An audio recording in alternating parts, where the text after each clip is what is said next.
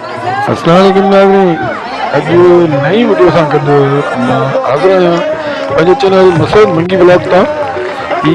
एकता ॾियारो, सिंधी एकता ॾियारो जेको साल 2009 में गवर्नमेंट हाई स्कूल नओं ॻोठ में मल्हायो वियो, जंहिंमें काफ़ी मौज़ूद शख़्सियतूं ॻोठ जूं उस्ताद साहिबान उन वक़्तु सेलिब्रेट करे रहिया हुआ।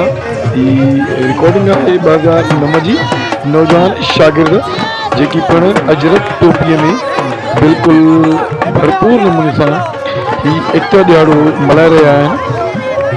नओं ॻोठ गवर्नमेंट हाई स्कूल में साईं मज़हर इरशाद कुरैशी कुझु नौजवान अॼु खां ही तक़रीबन 14 साल 15 साल पुराणी है वीडियो। गवर्नमेंट हाई स्कूल नओं ॻोठ में एकता ॾियारो जॾहिं मल्हायो वियो, जंहिंमें सभिनी नंढनि वॾनि शागिर्दनि उस्ताद साहिबान ऐं ॻोठ जे मौज़ूद तरीन शख़्सियतुनि हिसो वरितो।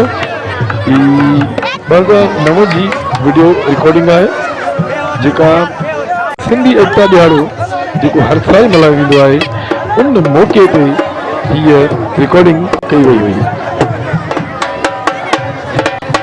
खुर्शीद अहमद लाखिया वेठल नज़र अची रहियो आहे।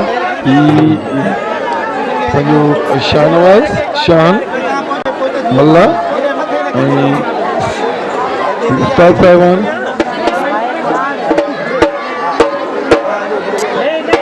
शागिर्दनि सां गॾु पिण हाई स्कूल जी शागिर्दाणी पिण पंहिंजे सकाफ़ती लिबास में भरपूर उन्हनि शिरकत कई आहे। ॻोठ जी नियाणी पिण अजरक पारे ऐं हिन में शिरकत कई आहे। साल 2009 जी हीअ वीडियो रिकॉर्डिंग सलीम वेठो आहे, मुनर सोलंगी, साईं नूर मोहम्मद गाज़ी, उस्ताद साहिबान ऐं हाणे नौजवान पंहिंजी मौज मस्ती में धुन ते मौसीक़ीअ ते ढोल ऐं शरनाई ते झूमी रहिया आहिनि। ही एकता ॾियारो मल्हाए रहिया आहिनि साल 2009 में।